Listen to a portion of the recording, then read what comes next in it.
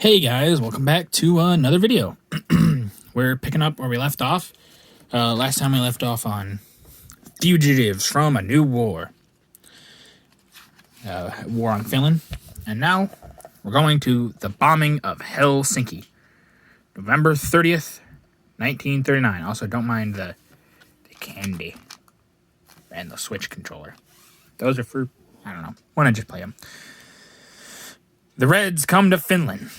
Although most of Russian air raids on Finland were directed against military objectives, it was inevitable that some of the bombs should make their mark to inflict injury upon civilians and civilian property. Nevertheless, considering the number of bombs dropped, Finnish civilian casualties were surprisingly small. This was largely due to the efficiency of the Finnish ARP. Above is seen a block of flats in Helsinki, which has been hit by a high explosive bomb and is blazing furiously. Yeah, that that flat looks, part of it looks demolished. It looks like it just had, honestly, like a wrecking crew come through, but then you see the fire and it looks real bad. And also, is that a Model T? I think that is a Model T. That's interesting. But yeah, the devastation, that's just awful. It says the Graf spree comes to South Atlantic. December 4th, 1939. So we've got to a new month. Last month of the year, new month.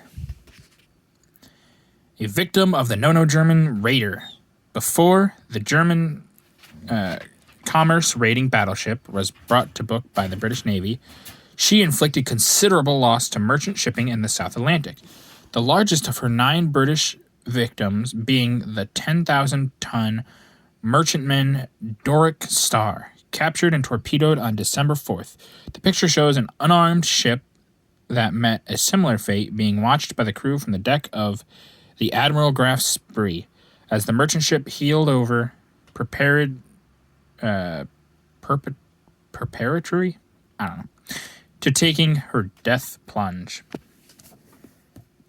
Here's that ship, and here's the crew watching it go. And there's a little funny German sign that we're not going to talk about. Good thing it's half covered. Well, this is a big page. I like these big pages, honestly. The first great naval battle of the war. December 13th, 1939. You can see all these pictures.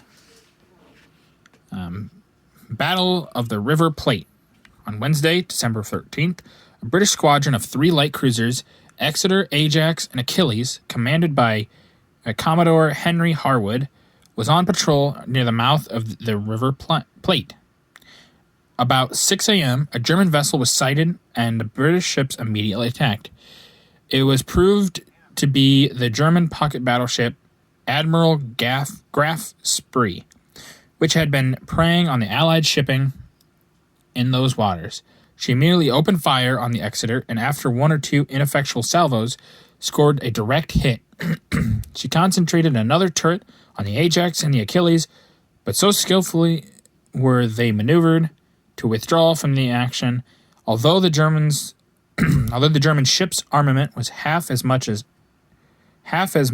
again as the combined broadsides of 3 British cruisers, Ajax and Achilles, using incredible daring tactics, hurried their more powerful opponent to such effect that she was forced to seek refuge in Montevideo Harbor.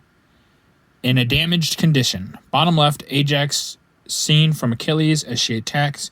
The smoke on the horizon marks the position of the German ship, and then above is the Graf Spree, seen in Montevideo Harbor after the fight. Top left is shell-scarred bow of Graf Spree. So there's the Ajax, seen from the Achilles, I believe is what they said. Yep. Ajax right there. That's the Ajax. There's the damage on the Graf Spree. That thing took some hits, that's for sure. That thing looks like Swiss cheese, honestly. And then here is the Graf Spree again in harbor. And here's another big page, and this will be the last one for this video. Last act of the River Plate battle. The Graf Spree scuttled. December 17th, 1939. Burning wreck of the Graf Spree. By international law, a belligerent warship in the time of war may not stay in a neutral port for more than a specified time, and the whole world waited expectantly for the Graf Spree to come out of Montevideo and join the battle again. Outside, the British ships lay in wait, anxious to finish the job they had so well begun. But it was not to be. On the evening of December 17th, the Graf Spree streamed out of the harbor, but not, as was expected, to seaward where the British ship lay in wait, but towards the west. Shortly after 8 p.m., 2 explosions shook the air, and a flash of flame shot skyward. The ship was blotted from view by a dense cloud of black smoke as she crumpled up a mass of twisted steel. She had been scuttled by her commander on express orders from the Funny Mustache Man. Such was the inglorious end of one of the proudest ships of the German Navy. For his brilliant conduct of the battle, Commodore Harwood, in circle left, which is, there's the Commodore, received the KCB and was promoted to Rear Admiral. Captain Langsdorff, on the right there, the Graf Spree's commander, could not endure his shame. He died by his own hands 2 days after he scuttled his ship. The picture above shows the blazing wreckage of the pocket battleship a short time after the charges had been fired by the crew of the German battleship. And there it is in flames. That thing looks absolutely obliterated. It looks like it just fought like a huge battle, but obviously, as we know, it was scuttled. But yeah, it looks awful.